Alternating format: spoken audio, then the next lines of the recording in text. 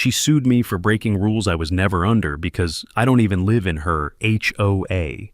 At first I thought it was just another entitled neighbor trying to flex power until the threats became real and the fines showed up at my door. She wanted control over property that wasn't hers, but what she didn't realize is I spent years learning exactly how to fight this legally and permanently. On QA Stories, we dive into what happened next because those 5 minutes after she served the papers flipped everything. If you've dealt with a neighbor like that, drop a comment and tell me your story. My name is Grant, and at 35 years old, I thought I'd seen every type of petty neighbor dispute imaginable. I mean, working at City Hall for over a decade teaches you a lot about how people can lose their minds over property lines and zoning issues. But nothing, and I mean absolutely nothing, prepared me for what Denise Sterling had in store for me. I'd retired early from my job helping people understand property laws, thinking I could finally enjoy some peace and quiet while renovating my old house in the suburbs. It still had faded siding, a rusted-out mailbox, and a porch that creaked under Buddy's weight, but I loved it like a battered old pickup with a loyal engine with my golden retriever Buddy as my only real companion. I thought I'd escaped the madness, turns out I'd parked right next to its queen. The first time I saw Denise, she was measuring her lawn with a ruler and yelling at a teenager for parking 2 inches over a curb. But there was something about her eyes that always seemed to be scanning for problems, looking for something to fix or control. She lived in the biggest house in the HOA neighborhood, right at the corner where her property line almost touched mine, almost being the key word there. Now, to get to my house, I had to take this small road that cut through their neighborhood because it was literally the shortest route home. I'm not talking about some scenic drive through their manicured lawns. This was just the most direct path from the main street to my driveway. But apparently, that simple fact was about to become the center of a legal nightmare that would change both our lives forever. The whole mess started innocently enough when I was out front trimming some hedges and saw a police cruiser pull up to my driveway. The officer gets out, looks around confused, and asks me about complaints regarding trees hanging over the property line. I actually had to laugh because the nearest tree to her property was a good 20 feet away from the boundary. But that was just the warm-up act, because the next day I come home from running errands to find this bright red notice plastered right on my front door. It was some official-looking document talking about aesthetic violations and non-compliance with neighborhood standards, and even mentioned my mailbox being non-HOA compliant, like she was testing how far she could push her authority. I grabbed the notice and scanned through it quickly, with Buddy wandering over to sniff the paper, like he was trying to figure out what kind of nonsense we were dealing with. The real confrontation happened on a Thursday afternoon while I was out trimming some branches that actually were getting a bit overgrown. I had my ladder out pruning shears in hand, just minding my own business when I hear this voice behind me. I turn around, and there's Denise Sterling marching across her perfectly manicured lawn, pointing at my yard like she was some kind of property inspector. She starts going off about how my improvements were bringing down neighborhood standards and threatening to call city officials if I didn't bring my property into compliance. Your rules don't apply to me. I told her I bought this place precisely because it was outside that madness. But she was already turning around and marching back to her house before I could get another word in. I just stood there on my ladder holding my pruning shears, watching this woman storm off like she owned the entire street. And maybe she did, at least in her mind. But she'd just marched onto land she had no claim to, and that would be her first mistake. After Denise disappeared back into her house, I climbed down from the ladder and went inside to grab my laptop. See, one of the perks of working in city planning for so long is that you develop this habit of double-checking property records whenever something seems off. I pulled up the same mapping system I used to use at City Hall and started looking at the boundary lines around my property. And that's when something jumped out at me that made me lean back in my chair and actually smile for the first time in weeks. My house was clearly unmistakably sitting outside their HOA boundary, not even close to being inside their jurisdiction. I'm talking about a good 50 feet of separation between my property line and the nearest edge of their community boundaries. I closed the laptop and walked over to the window, watching Denise pace around in her yard like she was planning her next move. My old job had taught me exactly what steps to take when someone tries to exert authority they don't actually have. But as I stood there watching her through the window, I had absolutely no idea just how far this woman was willing to go to get what she wanted. I mean, surely once she realized she had no legal standing, she'd back down and we could all go back to our normal lives, right? But the way she stared at my dock like she already owned it, that's when I knew this was more than a simple HOA spat. Something about her confidence told me she wasn't just making this up as she went along. Whatever she was hiding, she wasn't going to stop until she pushed me out. What happened next still amazes me even looking back on it now. Instead of backing down when she realized I wasn't going to roll over, Denise Sterling decided to escalate things in ways I never could have imagined. I'm talking about a full-scale harassment campaign that would have made a military strategist proud. She started by posting these vague complaints on the neighborhood bulletin board about an uncooperative neighbor who was disrupting community harmony. Never mentioned me by name, of course, but anyone who walked past my house could figure out who she was talking about. Then came the HOA newsletter, which apparently went out to every house in their little community, featuring a whole section about noise complaints from pets and property violations from non-compliant residents. Again, no names mentioned, but the descriptions were pretty specific about a certain golden retriever and his owner. The violation notices started arriving almost daily, each one more ridiculous than the last. No matter what I adjusted paint porch, even where I stacked my firewood, there was always another complaint waiting in my mailbox the next morning. What if I had overlooked something in the contract? Was there a hidden clause somewhere? These doubts crept into my head late at night, when I couldn't sleep, making me second-guess everything about my property purchase. The direct phone calls followed about a week later, with my phone ringing at random times throughout the day. When I answered, it would be Denise with some new complaint about Buddy barking too much and disturbing the peace leaves from my trees falling onto their road and creating a hazard, or my car being parked in a way that was somehow affecting traffic flow in their neighborhood. She once called me because Buddy sneezed too loudly. No joke. I asked if she wanted to fine him for allergies. I tried explaining to her during one of these calls that I didn't live in her HOA and wasn't subject to their rules, but she just talked right over me like I hadn't said anything at all. Then came the incident reports, which were these official-looking documents about every perceived violation she could think of. Buddy barking at 7 in the morning, which is apparently too early for dogs to make noise according to her invented standards. Leaves falling from my oak tree during a windstorm, which she claimed was evidence of poor property maintenance. My garbage cans being visible from the street on trash pickup day, which violated some aesthetic standard she'd apparently created out of thin air. Each report was dated time-stamped and written in this formal language that made it sound legitimate. The breaking point came on a Sunday morning when I was having my coffee on the front porch, just enjoying the quiet morning, with Buddy stretched out beside me.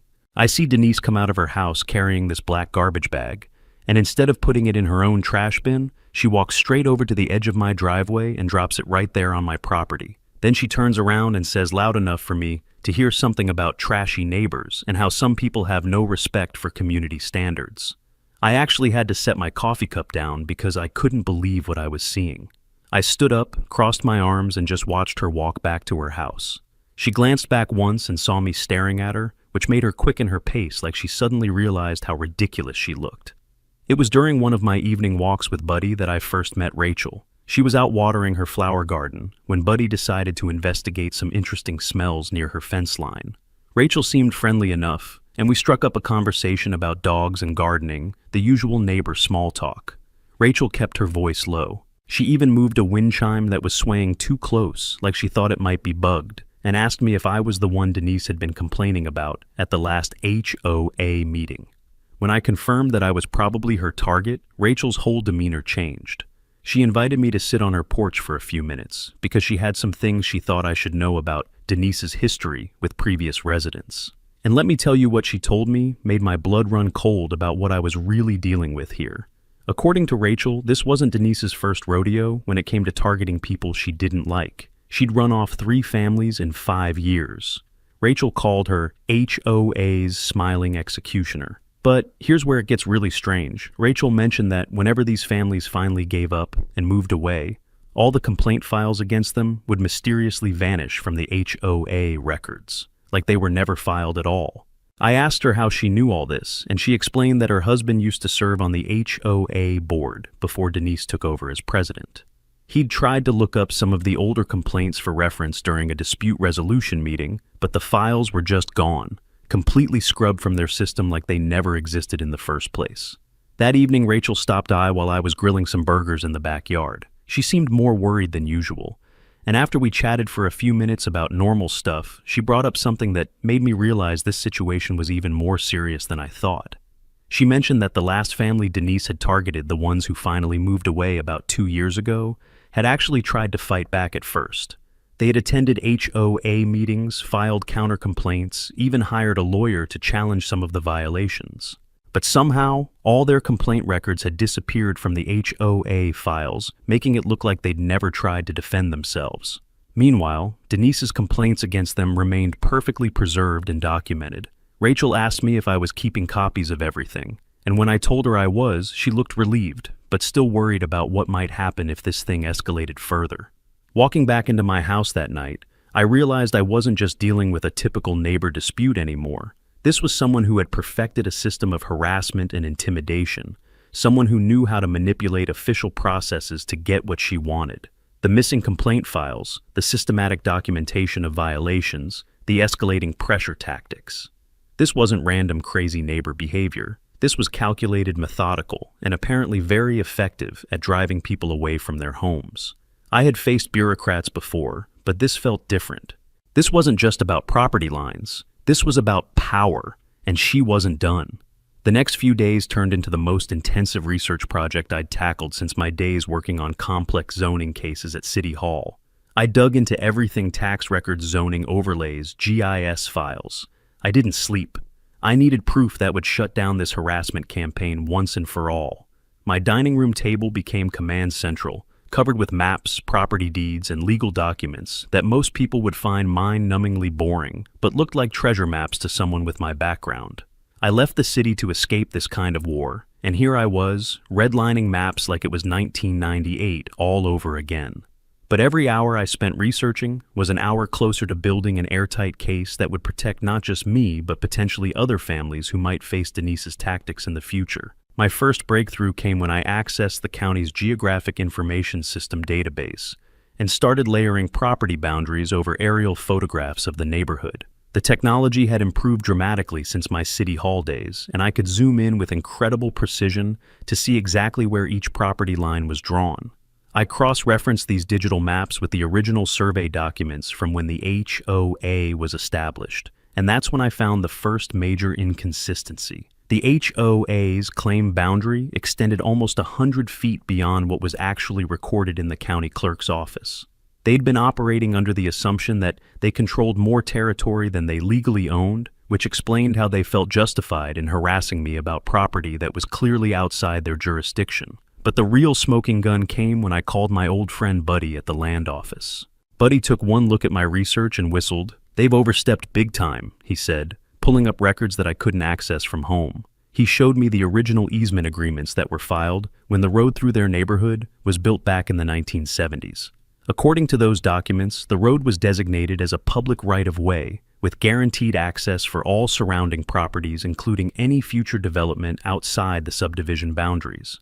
In other words, I had every legal right to use that road, and the HOA had absolutely no authority to restrict my access or charge me fees for something that was essentially public property.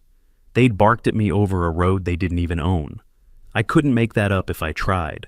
Buddy advised me to submit all this evidence to the Federal Land Registry for official record before any direct confrontation with the HOA. He'd seen too many cases where property disputes turned nasty, and important documents mysteriously disappeared or were challenged as forgeries. By getting everything certified through federal channels, we'd create an unshakable foundation that no local HOA could dispute or manipulate. The process took about a week, but when those official stamps and seals came back, I knew I had documentation that would hold up in any court in the country. Looking at those certified papers spread across my kitchen table, I felt like David getting his slingshot ready to face Goliath, except my weapon was legal precedent instead of smooth stones. The next phase of my investigation focused on the HOA's internal governance and financial records, which were supposed to be available to community residents upon request. I wasn't a resident, but as someone potentially affected by their decisions, I had certain rights to examine how they were operating. What I found when I requested these documents was deeply disturbing. According to their own meeting minutes, Denise had been given unilateral authority to make decisions about property violations and legal actions without board approval. She had essentially turned herself into a one-woman judge and jury for an entire community. Even more concerning, the financial records showed significant expenditures for legal fees and enforcement actions, but the details of these expenses were vague and poorly documented. I gave up my Saturday for dust mold and floor plans older than disco, but they held the truth. The building was practically empty, except for one bored-looking clerk who seemed amazed that anyone would voluntarily spend their weekend researching property records. But my years of experience in municipal planning had taught me exactly where to look for the kind of historical documentation that could make or break a case like this. I started with the original subdivision plans from when the neighborhood was first developed, then worked my way through deed restrictions, utility easements, and road maintenance agreements. It was tedious work, but I knew that somewhere in those dusty files was the definitive answer about who actually owned that road and what rights I had to use it. And there it was, buried in a folder of documents from 1973 on the county map in faded ink. The HOA boundary line, ending a full acre short of my land. The original deed restrictions for the subdivision clearly stated that road access must be maintained for all surrounding properties, including any future development outside the subdivision boundaries. In other words, when the developers created that fancy HOA neighborhood, they were legally required to ensure that people like me who lived on adjacent properties would always have access to the road system. The city had insisted on this requirement specifically to prevent the kind of situation Denise was trying to create. I actually started laughing right there in the records office because I'd found the definitive proof that would demolish their entire case. Armed with all this evidence, I felt confident enough to start planning my counterattack. But I knew from experience that having the law on your side was only half the battle. The other half was presenting your case in a way that couldn't be ignored, misinterpreted, or dismissed. I spent the next few days organizing everything into a comprehensive legal package that would be impossible for any reasonable person to dispute. Map surveys, deed restrictions, easement agreements, federal certifications, and historical precedents all bound together in a presentation that told a clear, undeniable story. I stared at the folders like weapons laid out before a duel. This wasn't paperwork, it was armor. We were ready. Documents notarized, evidence certified. All that was left was to watch them make their next move. The certified mail envelope arrived on a Tuesday morning, and the moment I saw that return address from Sterling Westbrook and Associates, I knew my quiet suburban life was about to get a whole lot more complicated. I sat down at my kitchen table with a cup of coffee that was about to go completely cold and tore it open with fingers stiff from holding back a punch I couldn't throw. What I found inside made me read the same paragraph 3 times before the words actually sank in. The HOA was suing me for violating neighborhood rules and disturbing community peace, and they were demanding $15,000 in damages. $15,000. I actually had to set the papers down and stare at the wall for a minute because this felt completely surreal. Buddy came over and rested his head on my knee, like he could sense something was seriously wrong, and for the first time in months, I felt genuinely scared. But before I could even process the lawsuit properly, I heard footsteps on my gravel driveway. I looked out the window and saw Denise approaching with her usual entourage, but something was different this time. She didn't knock. She walked straight up the gravel path, like she was storming a boardroom takeover, her whole demeanor radiating the confidence of someone who held all the cards. Karen was behind her, with that ever-present clipboard, but now she had a camera hanging around her neck, like some kind of property investigator. The third person was a man in a suit who looked like he'd stepped out of a law office commercial, probably the attorney whose name was on the lawsuit papers I'd just received. I'd always thought being right was enough, but staring down Denise and her squad through my window, I wasn't sure anymore. This felt like an ambush perfectly timed to catch me off guard while I was still reeling from the legal papers. I opened the door before they could knock, and Denise launched into what sounded like a prepared speech about final opportunities and community cooperation. The specific charges they were filing against me were almost laughable if they weren't so serious. Trespassing on private road property, which they claimed I was doing every single time I drove home. Creating a nuisance with excessive noise from my dog, even though Buddy was probably the quietest golden retriever in the county. Property damage from falling leaves, which apparently constituted some kind of environmental hazard, according to their expert witness statement. "If you won't bow to community authority," she said with this cold smile, "we'll bury you in process. She handed Karen a file with my name in bold across the tab and added, "Deliver this to legal by noon." The whole performance was clearly designed to intimidate me into submission before I had time to mount any kind of defense. They came wrapped in arrogance and legalese, hoping I'd fold from fear. Wrong guy. But here's the thing about working in city planning for over a decade. You develop a pretty good understanding of property law zoning regulations and what constitutes legitimate legal authority. As I read through their claims while they stood on my porch, I started noticing inconsistencies in their language about easements and property boundaries. Terms were being used incorrectly, references to city codes that didn't actually apply to my situation, and claims about road usage rights that seemed questionable at best. I wasn't sure if I was overreacting or if these really were significant errors, but my gut was telling me that something wasn't right about their legal foundation. Maybe I should have just walked away and found a different route home. But the more I read, the more convinced I became that they were counting on me not knowing enough to challenge them. Karen didn't say a word, but her lens kept clicking like a metronome, counting down to something ugly that made my skin crawl. And when Denise turned away to gesture toward the road, I caught Karen snapping a photo of my property with that camera. The invasion of privacy was one thing, but the systematic documentation felt like something more sinister than simple neighborhood dispute.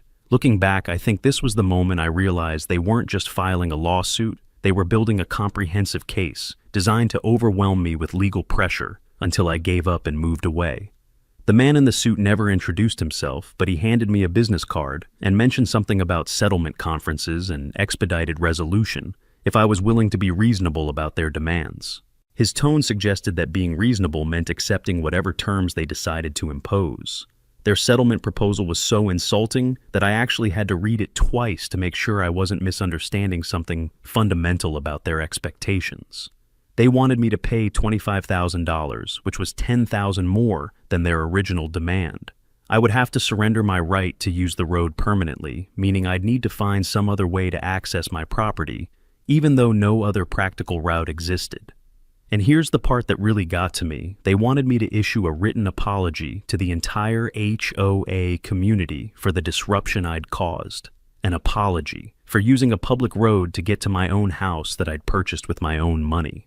I looked at Denise, who was drumming her fingers impatiently, like she was getting annoyed with my reaction time. Did she really think I was going to agree to this ridiculous demand after everything I'd discovered about their lack of legal authority over my property? I told them I'd need time to review the documents with my attorney, which was mostly true since I hadn't actually hired one yet, but knew I'd need to soon.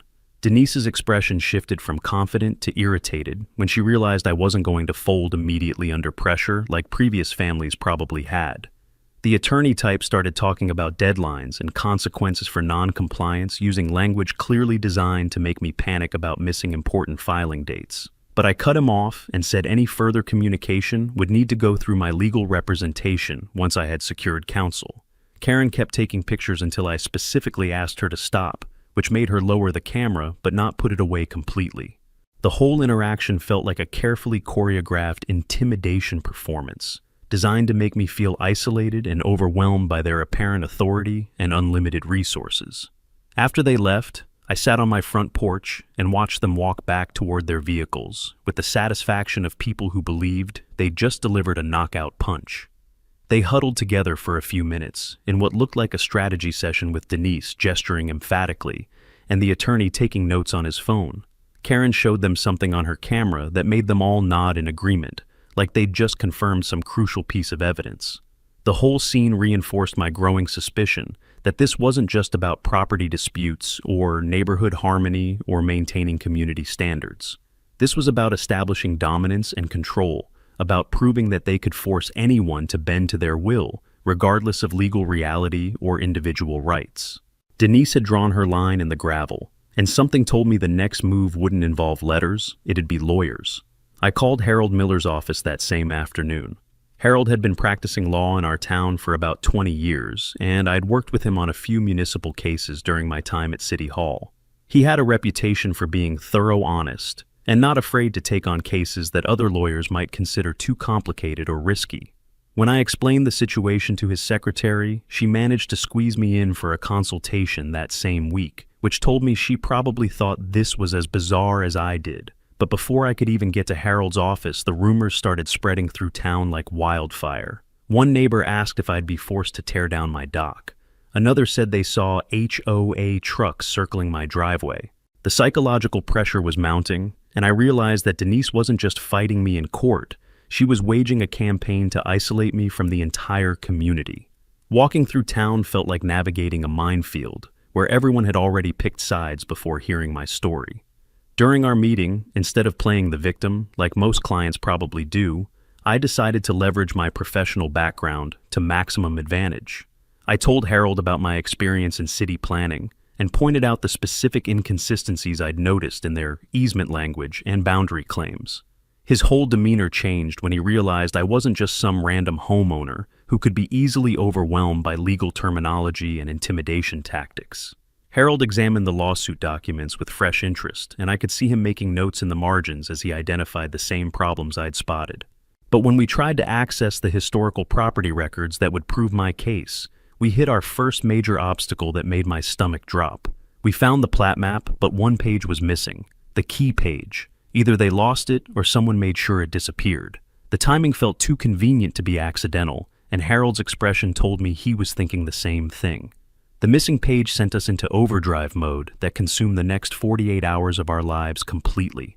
It wasn't about trees or noise anymore. They wanted me erased, and we had to be absolutely perfect in our preparation, because one mistake could cost me everything. Harold pulled strings with contacts at the state archives, while I drove to 3 different courthouse locations, looking for backup copies of the original subdivision documents. The whole process felt like detective work, except instead of solving a crime, we were trying to reconstruct the legal foundation of an entire neighborhood development that someone might have deliberately obscured. "If this goes to a friendly judge, you're fine," Harold muttered during one late-night session, "but if Denise has connections in the legal system, we might be fighting an uphill battle, even with the law on our side." The breakthrough came when I remembered that utility companies keep their own records of easement agreements, often more detailed than what gets filed with the county clerk's office. I spent a morning at the electric company's records office digging through boxes of engineering surveys that most people probably hadn't looked at in decades. There it was, buried in a folder of 1973 utility installation plans, the complete map showing exactly where the HOA boundary ended and public access rights began. The road was designated as a permanent public easement with guaranteed access for all surrounding properties, which meant my rights were protected by state law, regardless of what the HOA claimed or demanded. I actually started laughing in that dusty records room, because I'd found the smoking gun that would blow their entire case apart. The utility engineer who helped me locate the files looked at me like I'd lost my mind, but I didn't care, because I finally had the proof I needed. But the social pressure in the community was getting intense and starting to wear down my resolve in ways I hadn't expected. At the cafe where I usually grabbed my morning coffee, Mr. Heller shook his head at me with obvious disappointment. "Why stir the pot, son?" he asked the HOA. "Keeps things civilized around here." Even the mailman left my mail like it might explode, like I'd become some kind of neighborhood pariah for daring to challenge the established order that everyone else seemed to accept. The isolation was starting to wear on me, making me question whether fighting this battle was worth the personal cost and social alienation. But then I realized something important that changed my entire perspective on the situation. It wasn't just Denise. It was the illusion she sold this idea that giving up your rights was the price of peace and community harmony. And I was about to break it in front of everyone who had been living under that illusion for years. We built our case like fortifying a castle. No cracks, no mercy that would be impossible for any reasonable person to dispute or dismiss. Map surveys, deed restrictions, easement agreements, utility records, and historical precedents all bound together in a presentation that told a clear, undeniable story about property rights and legal authority. When I slid the notarized statement across the counter at the county clerk's office, she blinked at the address and looked up at me with surprise. "You sure about this?" she asked. Probably because challenges to established HOA authority were rare in our quiet county, where most people preferred to avoid conflict. I told her I'd never been more certain about anything in my life, which was mostly true, even though my hands were shaking slightly as I signed the final documents. The clerk stamped everything with unusual care, like she understood the significance of what we were filing. The legal machinery was now in motion, and there was no turning back from the confrontation that would determine my future in this community. Harold filed our countersuit demanding not just dismissal of their claims, but also damages for harassment and legal fees for what we termed frivolous litigation designed to intimidate. We requested a full audit of HOA finances to determine if community funds had been improperly used to finance personal vendettas against residents like me. Most importantly, we challenged their fundamental authority to control property they didn't legally own, which could potentially invalidate years of their enforcement actions against other residents. The whole thing felt like setting off a controlled explosion under the foundation of their power structure that had gone unchallenged for too long. It wasn't just about winning anymore. It was about exposing the rot, and the first hearing was only 3 days away. The hearing room was smaller than I expected, but packed with people I recognized from around the neighborhood. I spotted a few neighbors in the back row, some looking genuinely curious, while others seemed to be there for the entertainment value. A camera was set up in the corner, with professional lighting equipment, which caught me off guard. Karen stood by it, arms crossed, watching everyone who entered like she was keeping some kind of attendance record. The whole setup felt more like a public spectacle than a legal proceeding, which made me wonder if Denise was planning to live stream this confrontation to maximize the pressure on me. Harold leaned over and whispered that the Community Access Channel sometimes covered local legal disputes, but this level of documentation seemed excessive for a simple property boundary case. Denise and her legal team presented their case first, and I have to admit they did an impressive job of making me sound like a neighborhood menace. But instead of looking at the judge like a normal person would, during legal proceedings she read from a pre-written speech like this was a press conference. The respondent has failed to align with our vision of the community, she declared with theatrical emphasis, and has consistently refused to acknowledge the authority of established neighborhood governance. Her attorney painted a picture of an uncooperative resident who refused to follow reasonable community standards, whose dog created constant noise disturbances, and whose property maintenance violations were bringing down everyone's home values. They had photographs of my house during the renovation process, recordings of Buddy barking when the mailman came by, and detailed documentation of every leaf that had fallen from my trees onto their precious road. Watching them present their case, I could see how previous families might have been intimidated into just giving up and moving away rather than fighting this level of organized harassment. But here's where things got interesting, and I could see the exact moment when their confident presentation started to unravel. Harold began methodically unveiling the evidence we'd spent weeks collecting, and instead of drowning the judge in legal jargon, I kept it visual and concrete. I slammed the map on the table and circled the line in red. "This is yours," I said, pointing to the clearly marked HOA boundary, "and that I jabbed hard is mine." Then came the century-old survey maps showing the road as a permanent public thoroughfare that predated the HOA by decades. The deed restrictions proving that public access was a legal requirement for the subdivision's development approval. Finally, the correspondence between city planners and the original developers that made it absolutely clear the road could never be privately owned. I watched the judge's expression change as each piece of evidence was presented, and I could see the exact moment when he realized that the HOA's entire lawsuit was based on a fundamental misunderstanding of property law. From the back row, someone gasped audibly and asked in a voice loud enough for everyone to hear, "Wait, so our whole block isn't even inside the HOA?" The question sent a ripple of murmurs through the packed hearing room as neighbors started whispering to each other and pointing at the maps. I could see people pulling out their phones, probably looking up their own property records to see if they'd been operating under the same false assumptions about HOA authority. The judge called for order, but the damage was done. The community was starting to realize that the organization they'd been paying dues to and following rules from might not have had legal authority over their properties either. Denise's face was getting redder by the minute as she watched her carefully constructed narrative crumble in front of an audience of the very people she'd been controlling for years. But the real bombshell came when Harold presented evidence of the systematic record manipulation that Rachel had told us about earlier. He showed the court documentation proving that complaint files against Denise had been deleted from the HOA database, while complaints supporting her position against me and other residents had been carefully preserved. The judge actually asked Harold to repeat that last part because it seemed too outrageous to believe the first time. An HOA president had been selectively editing official community records to support her personal vendettas while covering up evidence of her own misconduct. Even the ceiling fan seemed to pause as Harold said the words, "record manipulation," as people tried to process what they were hearing. I could see several neighbors in the back row taking notes on their phones, probably preparing to research their own experiences with missing complaint files. When Harold presented the final piece of evidence, a document from the city attorney's office confirming that the road had always been considered public property, Denise finally lost her composure completely. Instead of maintaining the professional demeanor she'd shown throughout the hearing, she lunged forward and snapped, "This map is outdated," but the county registrar, who had been quietly reviewing our documents, shook her head and said calmly, "This one's from your own office file just last year."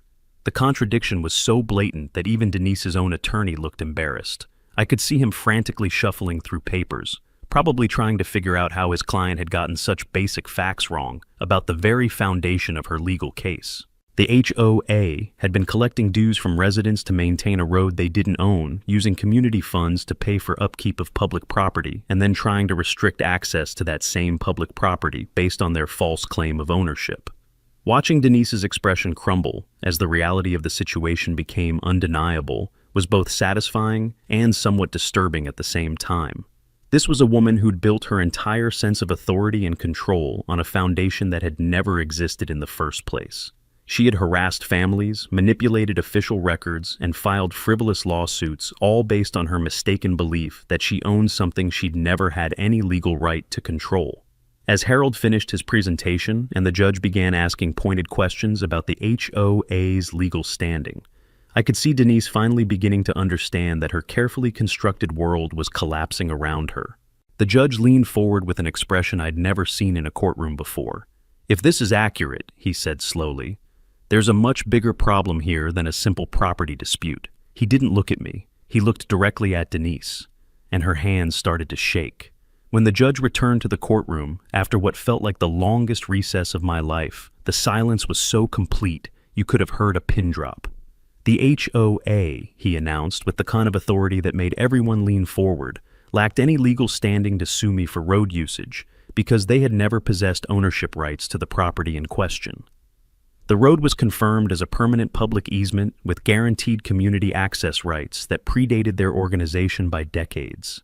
I felt Harold squeeze my shoulder as those words sank in, but the judge wasn't finished yet. The financial penalties came next, and they were more comprehensive than I dared to hope for. The HOA was ordered to pay my attorney fees, which totaled $12,000 plus $5,000 in harassment damages. But the real shock came when Judge Patterson announced that based on the evidence of record manipulation and misuse of community funds, he was ordering an immediate federal investigation into the HOA's financial irregularities with potential criminal charges to follow. The courtroom erupted in whispers as neighbors realized the full scope of what had been uncovered. I walked out of the courthouse into a parking lot full of whispers and curious stares from neighbors who'd been following the case with increasing interest. Karen was gone, probably realizing that her association with Denise was about to become a serious liability in the criminal investigation. 2 residents avoided my eyes and hurried to their cars, but one man I'd never met clapped me on the shoulder with obvious relief and gratitude. "You just changed everything," he said, explaining that he'd been fighting his own battles with HOA violations for months without success. The transformation was immediate and visible, as people who had been afraid to speak up for years suddenly felt empowered to share their own stories of harassment and intimidation. Within hours, my phone was ringing, with calls from neighbors thanking me for standing up to a system that had been oppressing the entire community through fear and misinformation. Several people mentioned they'd been keeping documentation of their own problems with Denise, waiting for someone brave enough to challenge her authority. The HOA website went down within 24 hours of the judge's ruling, followed by a mass exodus of board members who didn't want to be associated with the scandal. 3 board members resigned by email that same evening, citing personal reasons, but clearly trying to distance themselves from the legal fallout that was sure to follow. A local blogger who had been following the case posted a detailed summary of the hearing, and within days it had gone viral on social media platforms across the country. People were sharing the story as an example of how knowledge of property law could overcome systematic bullying, and I started getting messages from residents in other states facing similar situations with abusive homeowners associations. The ripple effect was bigger than anything I'd imagined when I first decided to fight back against Denise's harassment campaign. Legal aid societies started reaching out to offer the story as a case study for other property rights disputes. Denise tried to rally her remaining supporters at an emergency community meeting held 3 days after the court ruling, but the atmosphere was completely different from her previous demonstrations of authority. Someone had projected the boundary map on a large screen, showing exactly where the HOA's jurisdiction ended, and highlighting all the properties that had been paying dues without actually being members. The visual evidence was so damning that several longtime residents stood up and demanded refunds for years of inappropriate fees and violations they'd paid under false pretenses. Denise didn't even stay until the end of the meeting, slipping out the back door, while people were still asking pointed questions about financial accountability and record keeping. The HOA wasn't collapsing, it was being exhumed. The meeting ended with the formation of a new legitimate community organization with proper legal boundaries and transparent governance. But the ultimate irony came 6 months later, when financial pressure from the legal judgments and criminal proceedings forced Denise to sell her house and move away to some distant state. The same woman who had tried to drive me out of the neighborhood ended up having to leave herself relocating far from the community she'd tried to control for so long through intimidation and false authority. The new owners of her house turned out to be a young couple with a baby who loved my renovation work and actually asked for landscaping recommendations. They were friendly, respectful, and everything that Denise had never been during her years of terrorizing the neighborhood. Standing in my front yard one evening, watching them plant flowers in what used to be Denise's perfectly manicured but soulless lawn, I couldn't help but smile at how completely things had changed. The whole neighborhood felt different now, more relaxed and welcoming, like a weight had been lifted from everyone's shoulders permanently. The next morning, I hammered a sign into the ground by my driveway that read in bold letters, "Private property, not part of your HOA." Someone walking their dog took a photo of it and posted it online with a caption about property rights and standing up to bullies who abuse their authority. By noon, it was a meme being shared across multiple social platforms, with people creating their own versions and posting them in front of their homes. The image became a symbol of resistance against abusive homeowners associations, and I started receiving emails from people all over the country who had ordered similar signs for their own properties. What had started as a personal battle for my right to use a public road had somehow become a nationwide conversation about property rights and community governance. Hardware stores started selling similar signs, and the phrase became shorthand for property rights resistance. I didn't win because I out-argued her in some dramatic courtroom showdown, like you see in movies or television legal dramas. I won because I knew where the lines really were on the map and in myself, and I had the courage to stand firm when someone tried to redraw those boundaries for their own benefit. Sometimes your old professional knowledge becomes your greatest weapon when you least expect it, and sometimes standing up to one bully creates a ripple effect that protects countless other people from similar abuse. The whole experience taught me that bullies only succeed when you don't know your rights and don't have the courage to fight back with facts and law.